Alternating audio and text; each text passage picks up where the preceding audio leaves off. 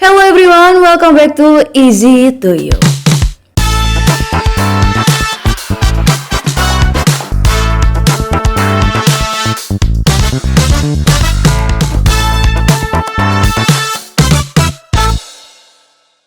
Oke, balik lagi dengan Kia di sini. Jadi Kia kali ini bakal bawain sebuah cerita kriminal yang berasal dari Amerika Utara nih.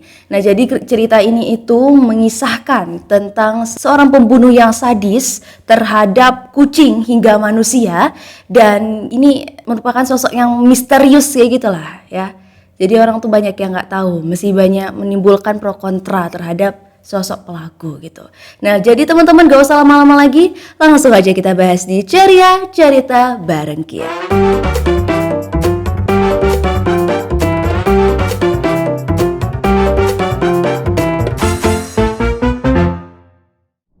Jadi Sobat Easy, sekitar tahun 2010, media sosial sempat dihebohkan dengan sebuah video, tepatnya di Facebook waktu itu. Jadi video itu berjudul One Boy to Kitten, dan dalam video ini tuh memperlihatkan seorang laki-laki misterius yang membunuh 2 ekor kucing secara sangat sadis gitu. Jadi si pembunuh misterius yang Masya Allah jahat kali ini, dia itu membunuh kucing memasukkannya ke dalam plastik gitu ya. Itu kan adalah gimana kita kalau masukin benda ke dalam plastik itu kan ada udara-udaranya dikit gitu kan, tapi ini dia nggak menyisakan sedikit pun udara di dalam plastik itu, melainkan dia tuh ngevakum plastik itu sampai si kucing emang bener-bener nggak ada oksigen untuk bisa bernafas, sehingga dia mati dengan keadaan yang sangat tegang gitu. Itu kan sadis banget ya, emang pikirannya dibawa kemana gitu kok setega itu gitu. Nah, jadi Sobat Easy, dia itu kan menyebarkan video itu di Facebook ya. Karena dia menyebarluaskan video itu di Facebook. Nah, apa kabar nih dengan para pecinta hewan yang ada di Facebook itu? Itu benar-benar mereka kayak kebakaran jenggot gitu. Ini kurang ajar siapa sih pelakunya gitu ya. Alhasil karena mereka ada rasa panas sih gitu dan kepo terhadap pelakunya itu siapa, mereka pun membuat penyelidikan online untuk mencari siapa pelaku ataupun laki-laki misterius di balik video itu. Nah, jadi mereka membuat sebuah grup di Facebook untuk saling berbagi informasi terkait perkembangan penyelidikan terhadap kasus ini gitu ya.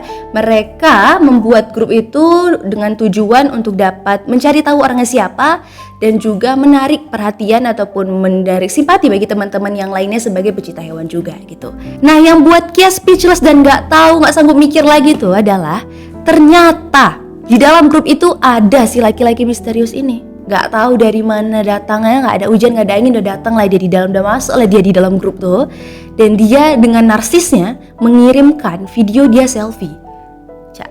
Gimana gitu? Kayak gak ada malunya gak sih? Dia ngirim video dia selfie gitu kan ke dalam grup, tapi mukanya itu di blur, emang blur gitu. Jadi biar orang itu kayak kesannya nyari tahu lagi gitu, ini dia tuh sebenarnya siapa kayak gitu. Mungkin orang-orang kayak gini tuh adalah orang-orang yang ini ya, kurang perhatian kali ya, jadi dia mencari perhatian dengan orang-orang lain gitu.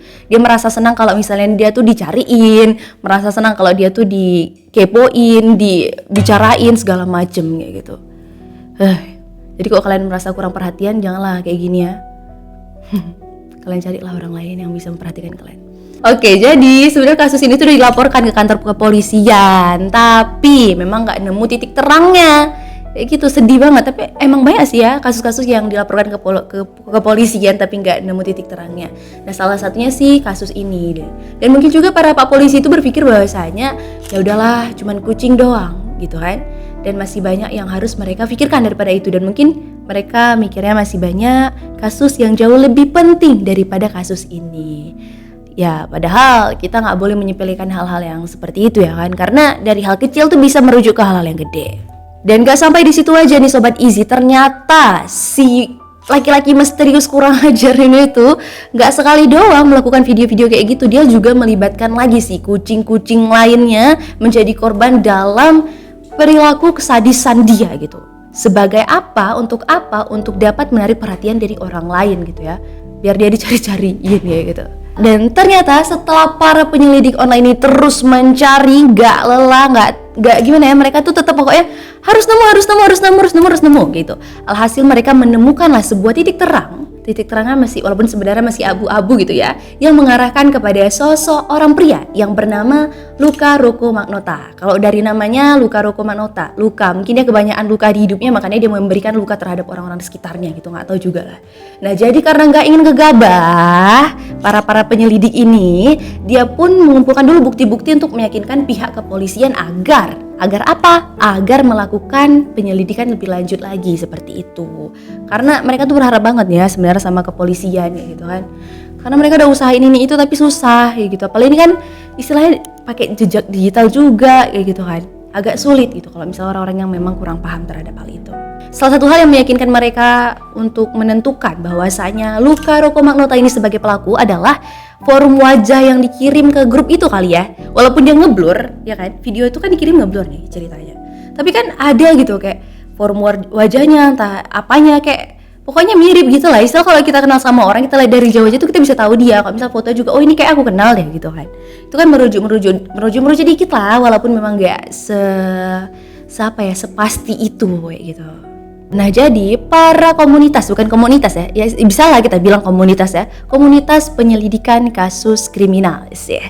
Nah, jadi pada mereka ini tuh terus fokus mencari tahu tentang ketidakjelasan dari si Luka ini, dan akhirnya ditemukanlah puluhan situs web dan akun penggemar yang kabarnya dibuat sendiri oleh si Luka gitu. Jadi dia tuh emang sebenarnya seperti itu ya. Dia membuat beberapa akun dan situs web untuk dapat mengangkat dirinya gitu.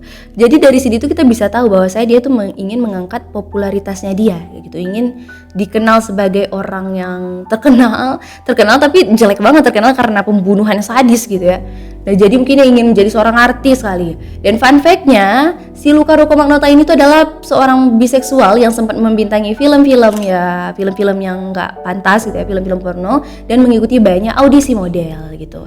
Nah, jadi pria kelahiran 1982 ini ternyata sempat terjerat beberapa kasus kriminal dari tahun 2005 sampai 2007, mulai dari penipuan sampai pelecehan. Berarti emang tukang emang itu kerjaan dia gitu loh.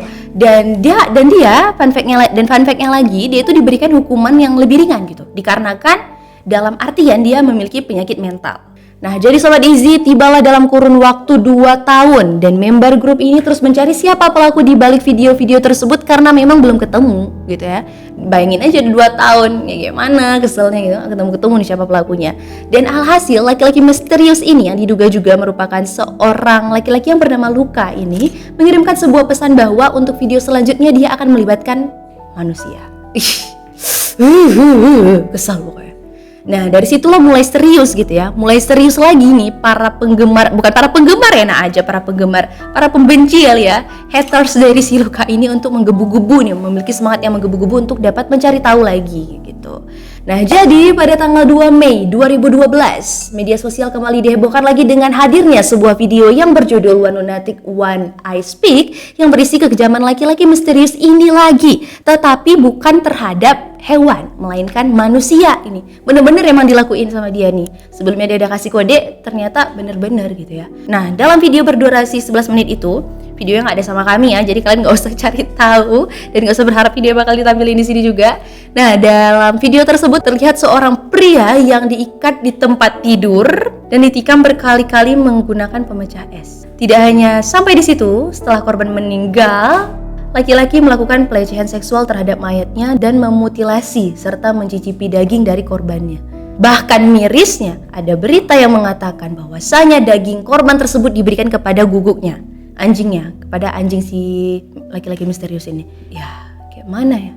Apa masih bisa kita mewajarkan itulah yang dilakukan oleh orang yang memiliki penyakit mental? Justru kalau misalnya orang-orang penyakit mental ini ada tempatnya sendiri gak sih? Jangan dibiarin gitu kan ya. Ini kan miris banget gitu. Semoga ini gak terjadi lah dalam kehidupan kita dan dalam kehidupan sehari-hari kita ataupun sekitar kita. Hingga 4 hari setelah video itu beredar, alhasil ditemukanlah tubuh dari korban tersebut dalam sebuah koper yang telah dibuang di depan sebuah apartemen di kawasan Montreal, Kanada. Dan korban tersebut ditemukan tanpa kepala, tanpa kaki kiri, dan ternyata kepala dan kakinya ini dikirim ke markas besar salah satu partai konservatif di Kanada. Gila nggak tuh? Parah emang nih orang, ya Allah. Apalah yang ada di kepalanya ya? Kayak psikopat, tapi melebihi psikopat apa? Ada nggak sih julukan melebihi psikopat tuh? Emang ngeselin. Dari situlah penyelidikan dari kepolisian ini tuh menuju ke titik yang ada arah serius gitu ya. Alhasil ditemukanlah petunjuk dari sampah-sampah yang dikumpulkan, juga rekaman CCTV dari gedung-gedung di sekitar, termasuk lobi apartemen dan pintu belakang, bahwasanya pelaku pembunuhan dan pembuat video-video kejam lainnya itu merupakan Luka Rocco Magnotta. Emang si Luka nih mah, kalian kok kasih ponakan kalian baru lahir ya, atau anak-anak kalian nanti ya, jangan kasih nama aneh-aneh lah ya. Kia nggak kebayang gitu ya gimana panasnya member grup yang penyelidikan tadi terhadap si Luka ini gitu.